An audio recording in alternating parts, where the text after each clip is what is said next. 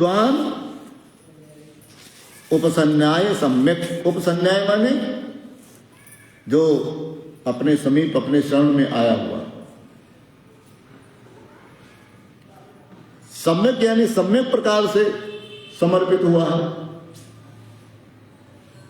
अभिमान छोड़ करके समर्पित हुआ है। समान्विताय, और अब उसकी प्रवृत्ति नहीं है, फिर भी वो दुखी है। दुख का क्या कारण है उसको उसकी खोज करने वाला। मेरे दुख का कारण है क्या? जब ऐसा जो प्रशांत चित्त है, जिसका चित्त शांत है, समान होता है, द्वारा जाना जाए। पढ़ा लिखा, कहीं पढ़ाई लिखाई बात किया गया? कितना पढ़ा लिखा है, वो पीएचडी किए हुए कि नहीं किए हुए, संस्कृत पढ़ा है कि नहीं पढ़ा है, ये बात ही नहीं किया। वो बिल्कुल अंगूठा टेक है, लेकिन सत्संग किया है, इसलिए उसको विद्वान नहीं कहा गया, उसको विद्वान कहा ही नहीं गया। समझ गए ना? इसलिए विद्वान, अरे बड़ा विद्वान, बड़ा विद्वान, बड़ा भौकाल बना देते, बड़ा विद्वान। यहां पर भी उसी को बिठा देंगे जो बहुत बड़ा विद्वान है। यहां पर कौन बैठता है? न चल पाओ, लेकिन विचार उसने किया, माया के हर फंद को समझता, बचने का पूरा प्रयत्न करता है। क्योंकि शरीर जो है वो प्रारब्धाधीन है। शरीर कैसा है? प्रारब्धाधीन। अगर सर्प के डसने का प्रारब्ध आ गया है, ऐसा गुणमयी मम माया दुरत्तया। लेकिन जो भगवान की शरण में चले जाते हैं, माया में कांतरंत थे, वो इस माया से पार हो जाते हैं।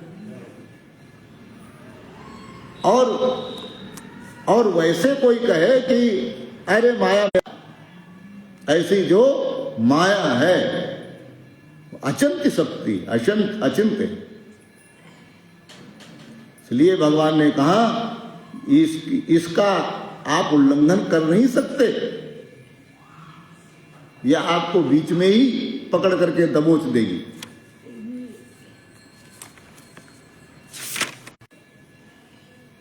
तैक्षयिताम शांतिम कुर्वन्ति। और जो आता है तो वह अतिथि का रूप है, उसकी शांति करते हैं। पहले उसकी शांति करते हैं। कैसे शांति करते हैं? यानी उसको जल दे करके कुछ, और आप आ करके कुछ ऐसी वैसी कुछ बातें कर देंगे तो ठीक नहीं।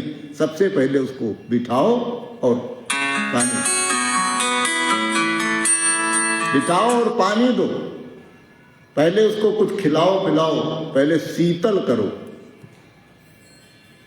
जब शीतल करेंगे तो उसका जो थोड़ा क्रोध रोध होगा किसी के प्रति, क्रोध तो क्रोध हो तो अपना काम करेगा ही।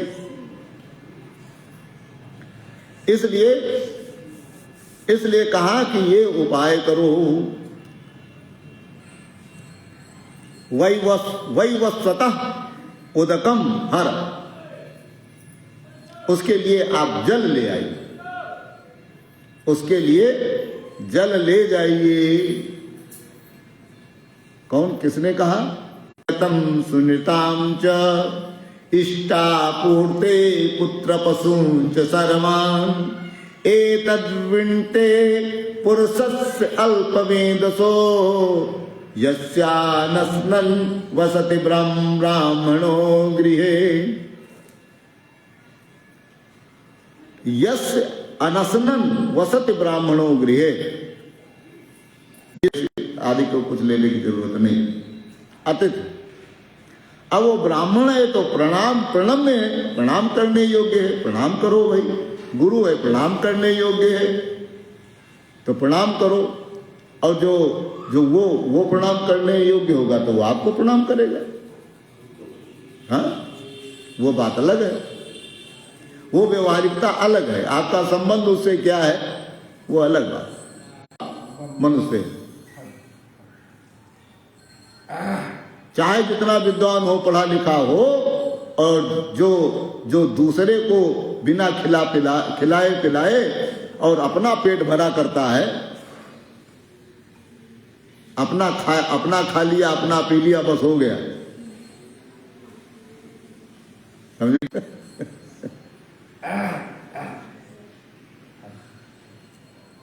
तो कहने का तात्पर्य है, इसलिए वो कैसा पुरुषस्य अल्प मेधसा। अब आप देखिए, यमराज हैं और यमराज की पत्नी है। यमराज आए, उन्होंने कुछ विचार किया क्या? लेकिन उनकी पत्नी क्या कहती है? इसलिए धर्म पत्नी है, धर्म पति नहीं है। वैसा भी वेश धारण करके आते हैं, हड्डी गुड्डी लपेट करके, और जब पुरुष और कोई नहीं होता है, और धार्मिक पत्नियां जो होती, अरे तू नहीं ये नहीं देगी तो हम ये कर देंगे, वो तुम्हारा बिगाड़ देंगे, बेचारी डर जाती। इसलिए वो सोचती है कि कुछ भी चलो दे ही दो। और पत्नियों को यह डर रहता है कहीं हमारा धर्म न जाने पावे। धर्म भीरू होती, धर्म में हमारी कटौती न होने पावे।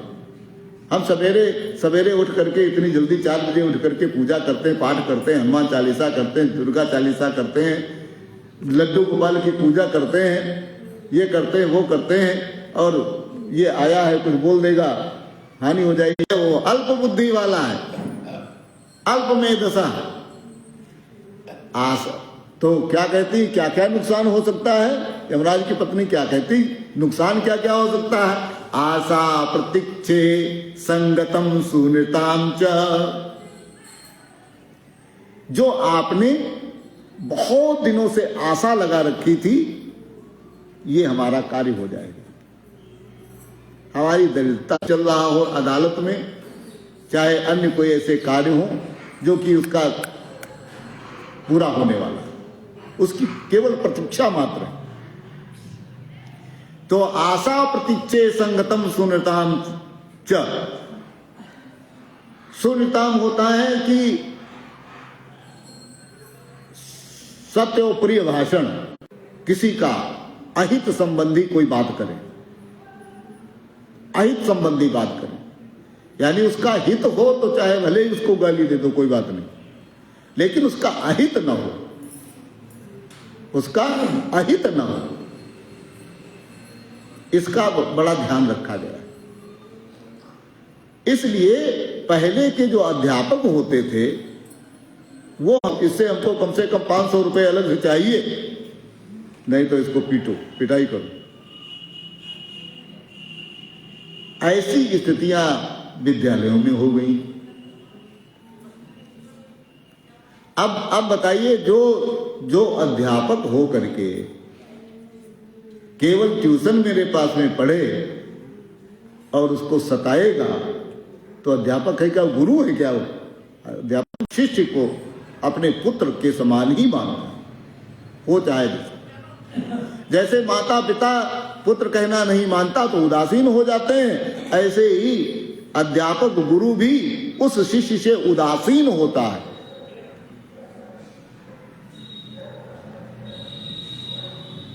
उदासीन हो जाता है, यानी ठीक है तुम पढ़ाई करो न करो,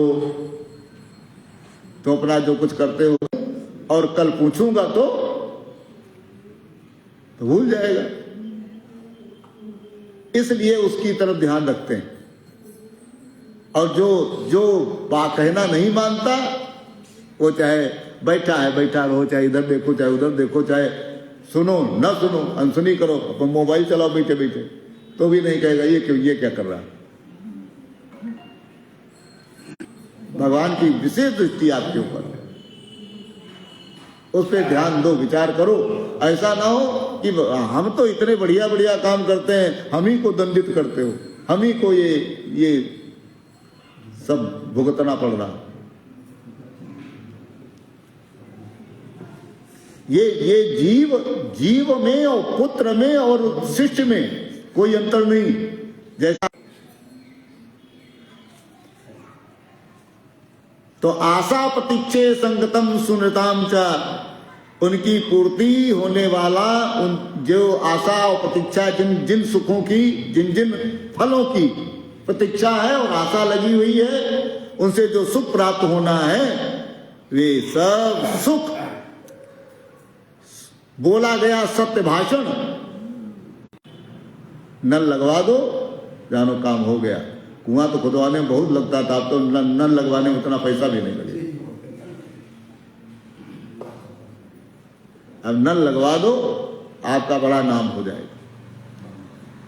तो कुआं, बगीचा, तालाब, अब तालाब जो बनवाए जाते थे वो पशु पक्षियों के पानी पीने के लिए बनवाए जाते ही, कोई जानवर जो है भूखा प्यासा, चाहे जंगली हो चाहे पालतू हो, चाहे फालतू हो, सबको पानी मिले। हमारे यहाँ सनातन धर्म में तो ये सोचा ही नहीं गया, ये हिंसक है कि अहिंसक है।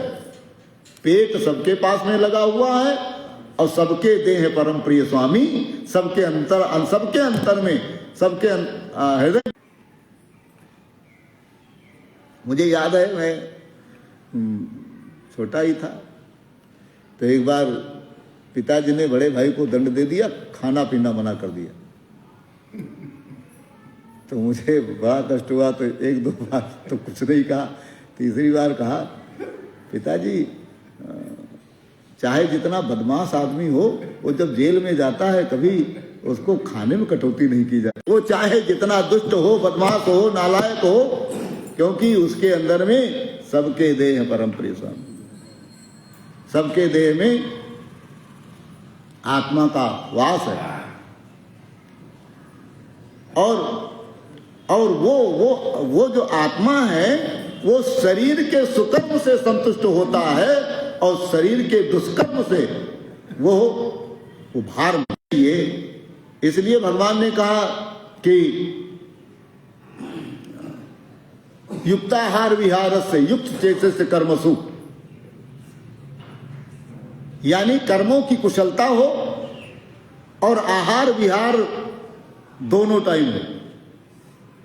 भूख लगे तो खाओ और काम जो सामने पड़े उसको करो।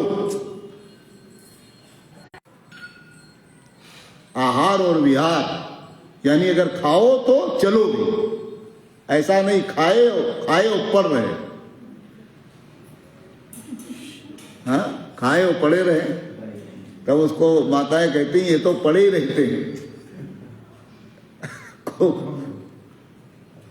तो पड़े रहने से काम नहीं चलता। युक्ता आहार समय कौन सा है? प्रातः काल, जब कुछ खाए पिए न हो। खाने पीने के बाद में ज्यादा नहीं टहला जा सकता। खाने पीने के बाद में भोजनांते 100 कदम गच्छेत, 100-200 कदम घूम लो। भोजन के बाद में ज्यादा घूमना नहीं चाहिए, खाली पेट ज्यादा चलना चाहिए। क्योंकि जब लोग कहते ये छोटी छोटी बातें शास्त्रों में हैं, उनको हम ठीक है लिखी हैं, कोई बात नहीं। किसके लिए लिखी भाई? हमारे लिए लिखी है ना।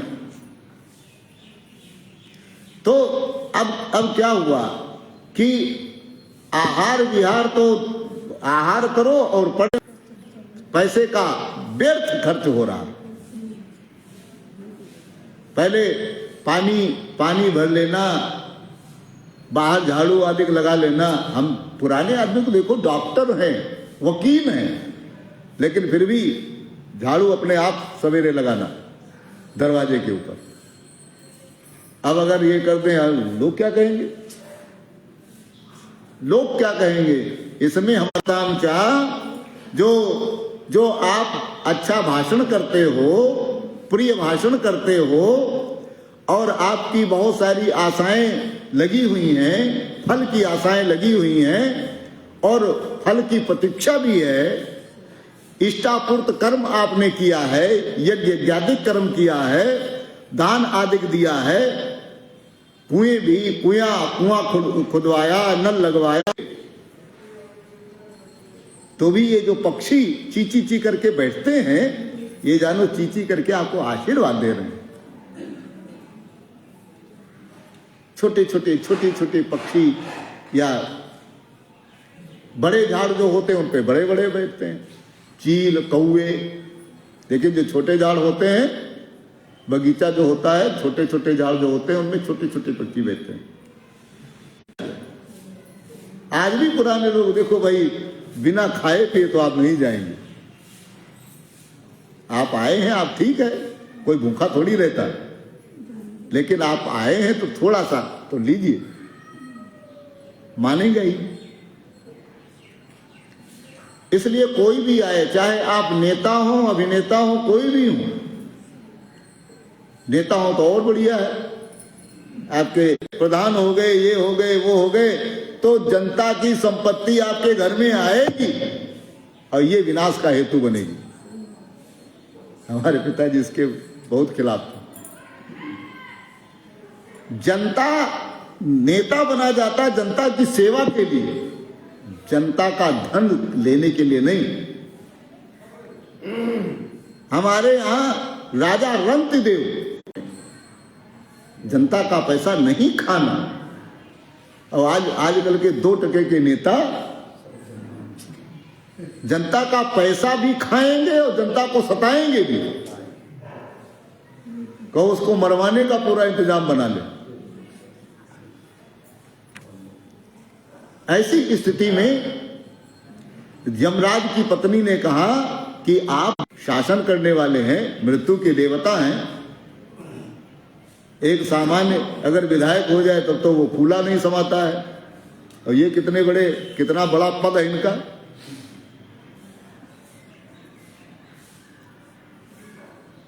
इस प्रकार से कहा तो यमराज ने वही कर्म किया। जो यमराज की पत्नी ने कहा था, त्रिशो रात्रि यदवासीत यद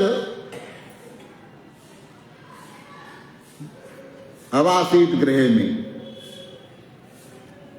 कहा कि हे ब्राह्मण बालक, तुमने हमारे यहां त्रिशो रात्रि यद अवासीत गृह में, हमारे घर में 3 रात्रि तक आप भूखे प्यासे रहे। हम आपको नमस्कार करते हैं, आपने बिना खाए पिए हमारे यहाँ 3 रात्रि निवास किया है, और आप ब्राह्मण बालक हैं।